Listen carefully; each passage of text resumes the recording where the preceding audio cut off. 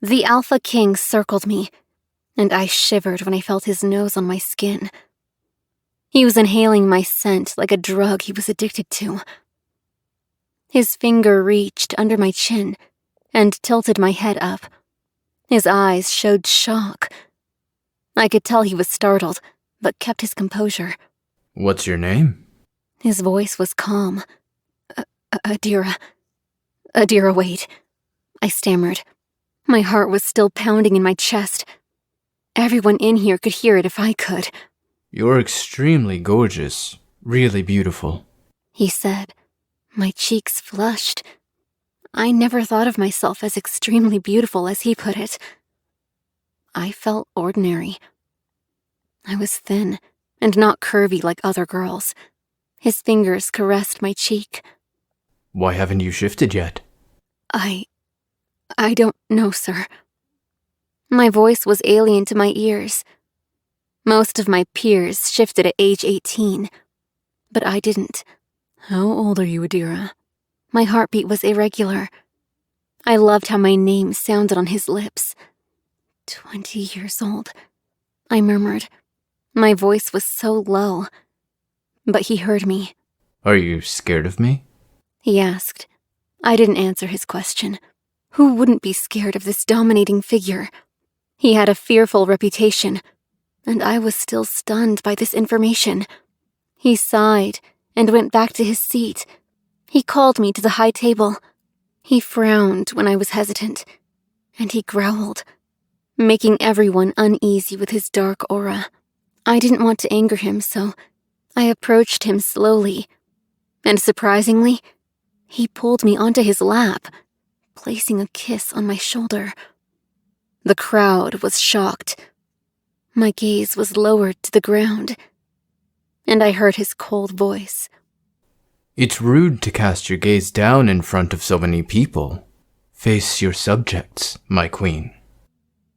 My gaze first went to my Alpha and Beta. Their gazes were icy, and it made me feel like I did something wrong. Grayson was just livid.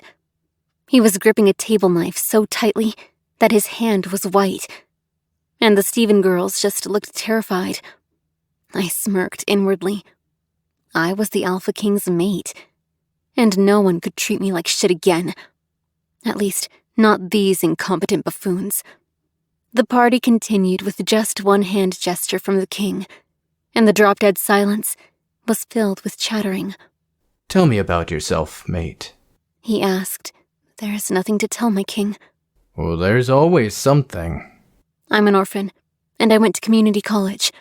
I have a diploma in teaching, and I'm a pack fighter. I used to help train the young ones. I tried to make my words clear and loud for him to hear. I was still frightened of him. That's impressive. Do you have any relatives? He asked, and I nodded. I have a brother, Lucas. He's 12 years old, and I'm the one taking care of him. I told him. Lucas was my cousin, but his mother died in childbirth.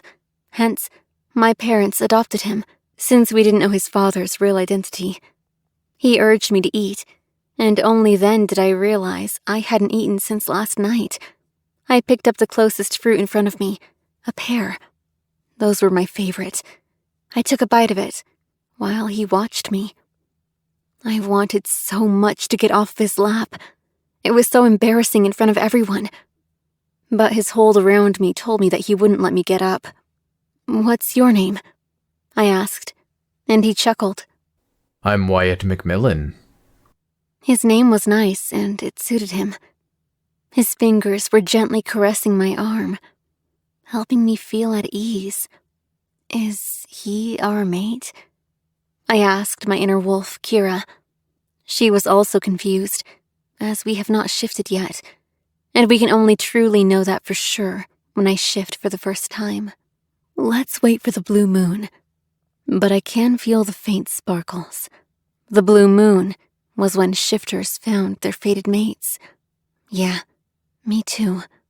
The party continued, and I was tired. At this point, I couldn't even keep my eyes open. I leaned against him as darkness enveloped me.